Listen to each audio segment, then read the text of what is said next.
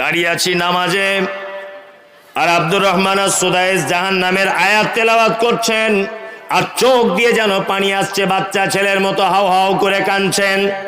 আমি মুমতাজুল ইসলাম আরবি সবটা না বুঝলেও কোরআনের কিছু কিছু শব্দগুলো অন্তত বুঝি।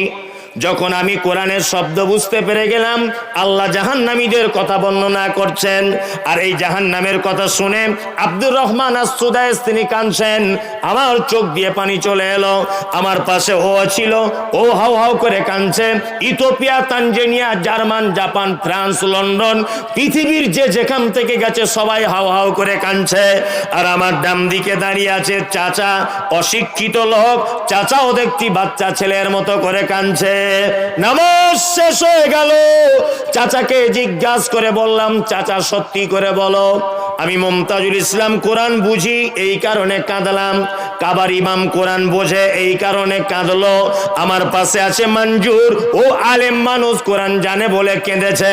চাচা সত্যি করে বলো দেখি, কেন তুমি কাঁদলে? চাচা তখন আমাকে জড়িয়ে ধরে বলছে, বেটা মুমতাজুল, আমার বয়স প্রায় 70 বছরের কাছাকাছি।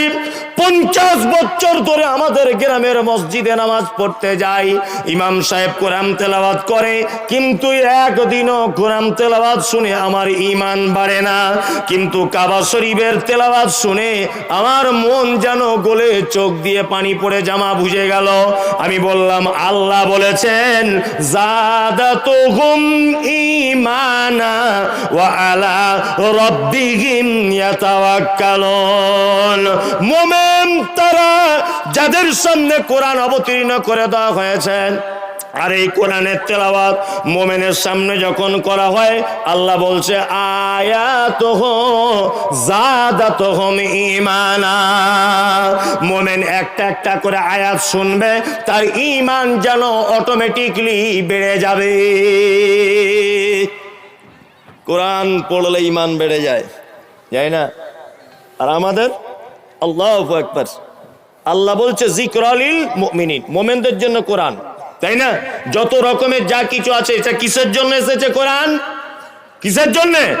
মুমিনদের জন্য এসেছে কোরআন, খাস করে যাতে ওদের অন্তরের খোরাক তৈরি হয়।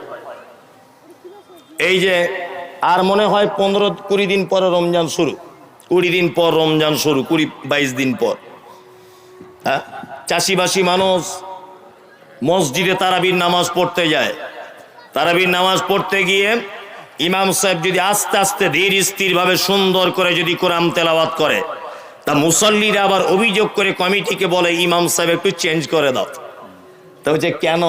বলছে এত দেরি হচ্ছে কেন তারাবি পড়াতে, একটু তাড়াতাড়ি করলে হয় না? 12টা রোজার দিন ইমামকে চেঞ্জ করে দিল। চেঞ্জ করে দেওয়ার পর ইমাম সাহেব চলে গেছে, নতুন একটা ইমাম এসেছে। নতুন ইমাম এসে মাদ্রাসায় পড়া ছেলে, ও এসে একটা চাচাকে জিজ্ঞাসা করে বলছে, চাচা আগের ইমাম সাহেবটা চলে গেল কেন? তখন বলছে, আগের ইমাম সাহেব চলে গেল এই কারণে, ও একটু কোরআন আস্তে আস্তে আস্তে আস্তে তেলাওয়াত করতো, নামাজ পড়তে দেরি হতো তাই।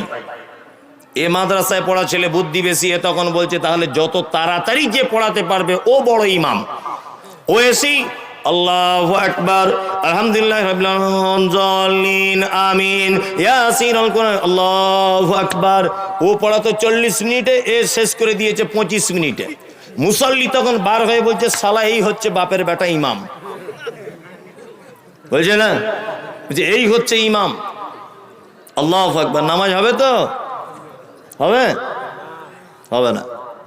নামাজ হবে না। আমাদের অধিকাংশ মানুষ নামাজ পড়ছে, অথচ নামাজ কবুল হচ্ছে না। দোয়া করছে, দোয়া কবুল হচ্ছে না।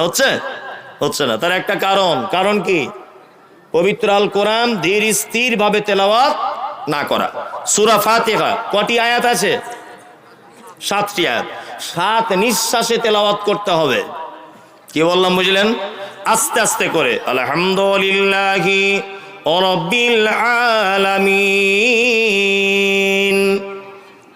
সমস্ত প্রশংসা আল্লাহ তোমার, অসংখ্য জগতের তুমি মালিক। আর রহমানির রহিম, আল্লাহ তুমি দয়ালু, পরম করুণাময়। মালিক ইয়াউমিদ্দিন, তুমি হিসাব দিবসের মালিক। ইয়াকা নাবুদু, তোমারই ইবাদত করি। ওয়া ইয়াকা নাস্তাঈন, তোমারই কাছে সাহায্য চাই। ইহদিনাস সিরাতাল মুস্তাকিম, আল্লাহ তুমি আমাদেরকে সহজ পথ দেখাও। বলি না, এটা যদি তাড়াতাড়ি একদমে যদি বলেন আলহামদুলিল্লাহ রাব্বিল আলামিন ফেরেশতারা বুঝতে ভুল করবে, এরা বলছে কি রে, হ্যাঁ ভুল করবে। আল্লাহু আকবার। আস্তে আস্তে বলতে হবে ইহদিনাস সিরাতাল মুস্তাকিম। আল্লাহ আমি একজন পাপী, আমি একজন গুনাহগার, আমি একজন অদম নালায়েক বান্দা। ইহদিনাস সিরাতাল মুস্তাকিম, আল্লাহ গো তুমি আমাকে সহজ পথ দেখিয়ে দাও। কারো কাছে কিছু চাইতে গেলে নরম সুরে চাইতে হয় না কঠিন সুরে? তার নরম সুরে না। তা ইহদিনাস সিরাতাল মুস্তাকিম এটা আল্লাহর কাছে চাইছেন কি চাইছেন না? চাইছেন।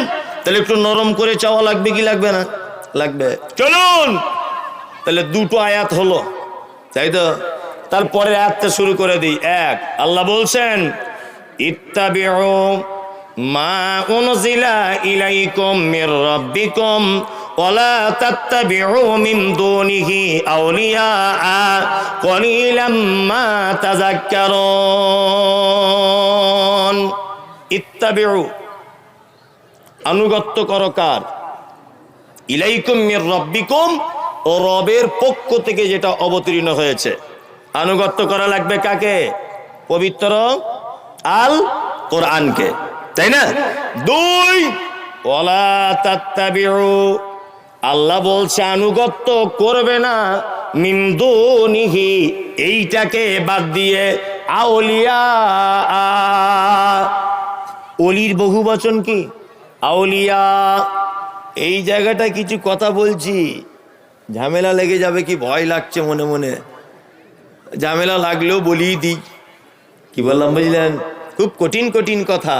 এক, আল্লাহ বলছে ইত্তাবিউ, আনুগত্য করো, মা উনজিলা ইলাইকুম মির রাব্বিকুম, তোমার রবের পক্ষ থেকে যেটা অবতীর্ণ করা কি হয়েছে। রবের পক্ষ থেকে অবতীর্ণ কি? হ্যাঁ, আল কোরআন, তাই না? আমি বলছি এটা কোরআনে নেই, আমি বলছি এটা হাদিসে নাই, আর ও বলছে এটা বড় হুজুর বলেছে। বোঝার চেষ্টা করুন। তাহলে বড় হুজুরেরটা চলবে না কোরআন হাদিসটা চলবে? কোরআন হাদিস চলবে, তাই না? আবার কিছু মানুষ বলছে কোরআনে থাক আর না থাক, আবু হানিফা বলে গেছে, বলছে না? বলছে। আল্লাহু আকবার। আল্লাহ তুমি এদেরকে হেদায়েত দান করো, বলুন আমিন। হেদায়েত দান করো এদেরকে।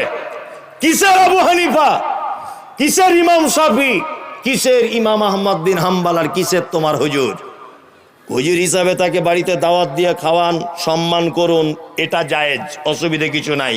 কিন্তু ইসলামের ব্যাপারে কোনো জিনিস জানতে গেলে জানতে হবে দুটো জিনিসের কাছে, এক কোরআন, দুই মুহাম্মদ সাল্লাল্লাহু আলাইহি ওয়াসাল্লাম।